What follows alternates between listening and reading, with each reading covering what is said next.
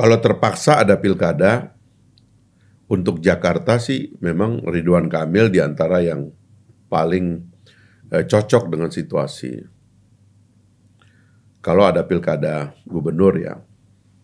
Tetapi tetap saja Ridwan Kamil kalau masuk Jakarta, dia akan menjadi salah satu faktor dalam pilpres yang akan datang. Itu mesti difikirkan.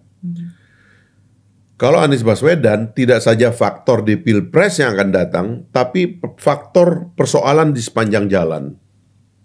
Karena pasti kelompok oposisi kan mencari figur yang bisa melawan existing ini kan.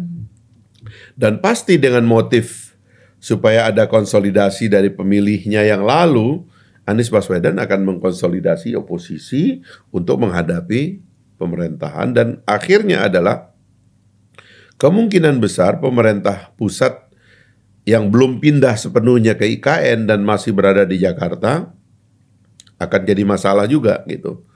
Nah, saya kira hal-hal ini yang perlu ditimbang. Kenapa saya terus terang sampai sekarang berpendapat pemilihan gubernur oleh rakyat itu tidak diperlukan gitu. Nanti supaya ada sektoral lagi ya antara gubernur dan pemerintah pusat akhirnya nggak jalan.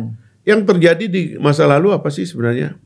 Banjir nggak diselesaikan, kemacetan, ya kan, polusi, sampah itu nggak diselesaikan. Ini kalau kita cek-cek apa? Karena pemerintah pusat dengan pemerintah provinsi di DKI khususnya punya masalah, yaitu bahwa ada kuda-kuda yang mereka bangun yang beda sehingga tidak harmonis gitu. Nah, itu menurut saya korbannya rakyat dan karenanya harusnya dihentikan gitu. Tapi kalau kita terpaksa melihat ada pilkada ya tentu menurut saya yang paling aman bagi perjalanan ya. Belum tentu aman untuk pilpres loh ya. Karena apapun kan Jawa Timur, Jawa Tengah, Jawa Barat, DKI semua menargetkan pilpres.